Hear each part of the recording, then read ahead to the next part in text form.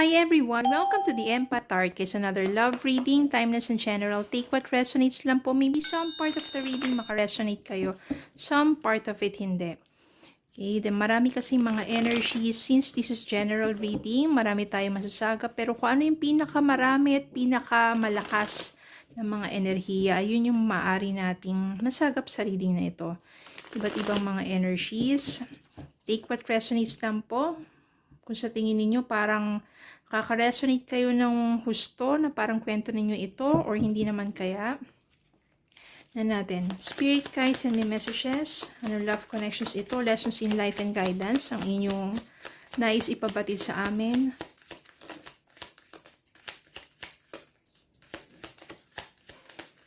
Or kung gusto niyo magkaroon ng katanungan, ano kaya, no? Namimiss ba kayo ng person ninyo? Iniisip pa kayo ng person ninyo? Kahit wala na kayong contact? Nan po natin. Spirit guides send me messages. Naiisip pa sila at namimiss ba sila ng person nila kahit wala na silang contact?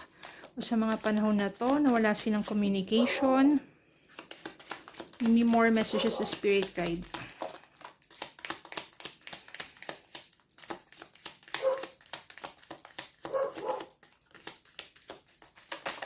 Okay.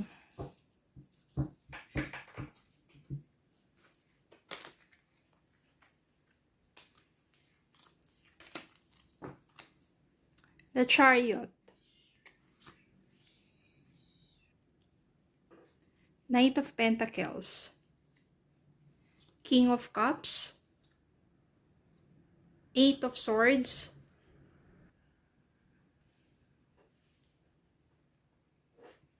The High Priestess. Ten of Pentacles. The Empress. Kuha pa tayo ng isa. Bottom of the deck. The Emperor.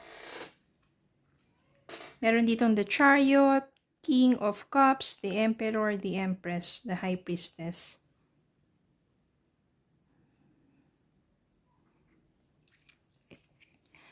Eight of Swords.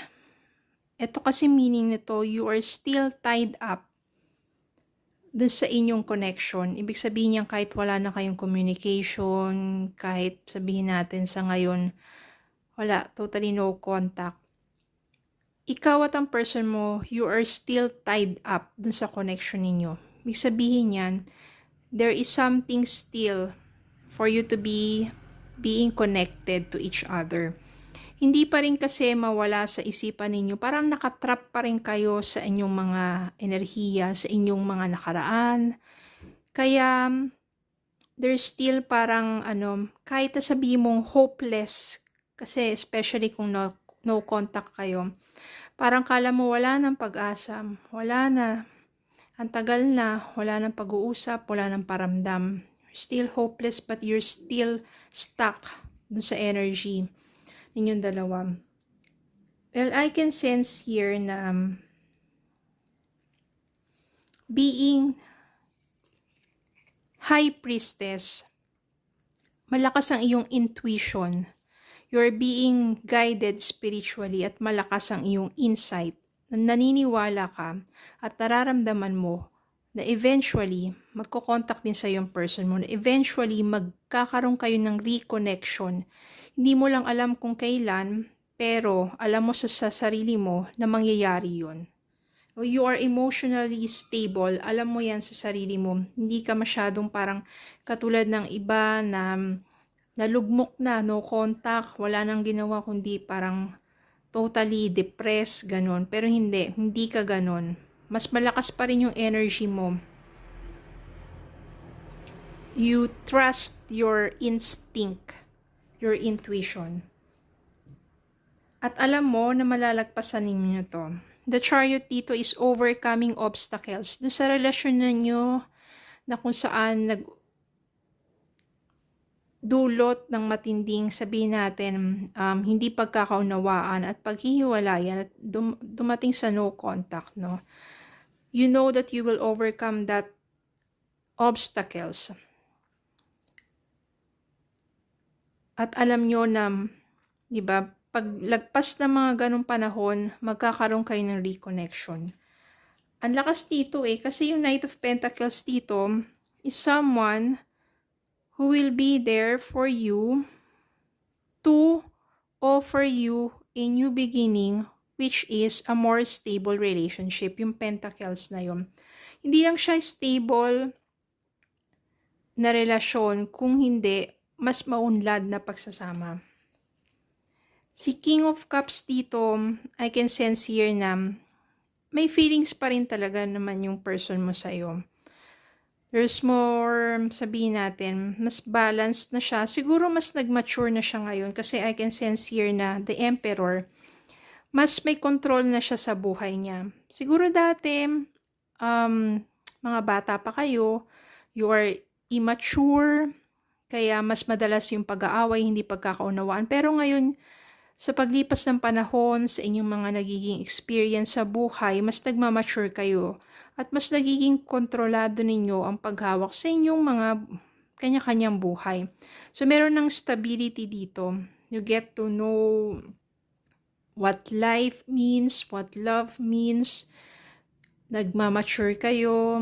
You know how to be more patient. Mga ganon. Siguro dati kasi konting bagay lang, away na. And it leads to separation. But your person still has feelings for you. Nagmamature na siya ngayon. The Empress, ikaw yung someone who is very nurturing.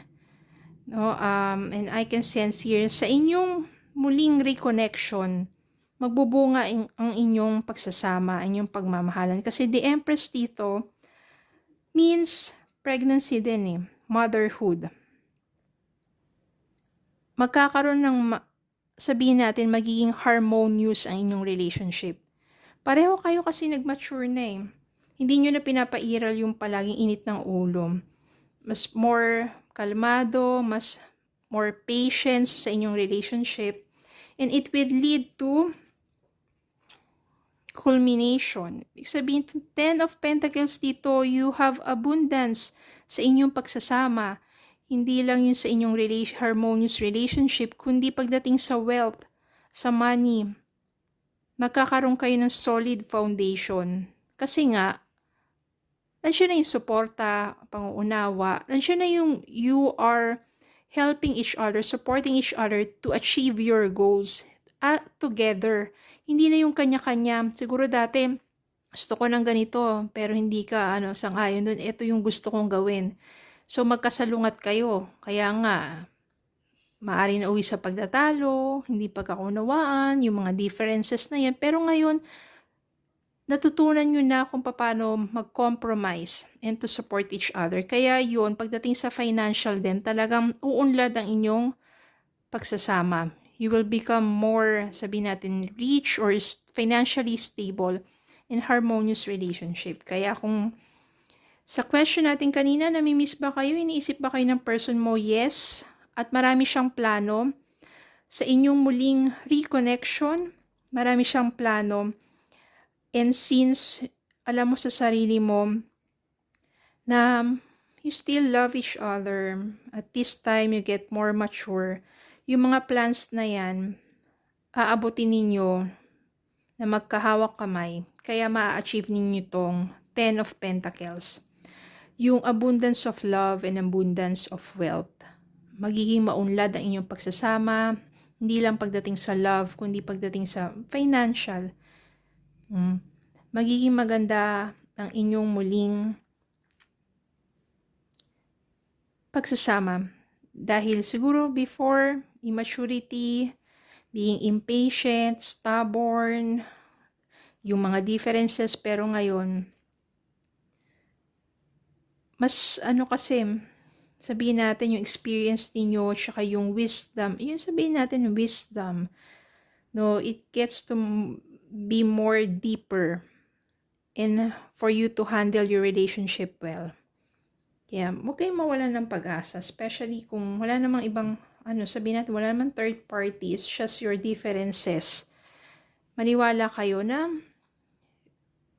magkakaroon kayo ng reconnection. Yung Knight of Pentacles dito, papalapit sa'yo. Ibig sabihin niyan, your person will reach out to you, will talk to you about his plans. At maybe, this time magkakasundo na kayo at talagang You will be more stronger together the second time around. Okay? Yan natin ang message para sa inyo.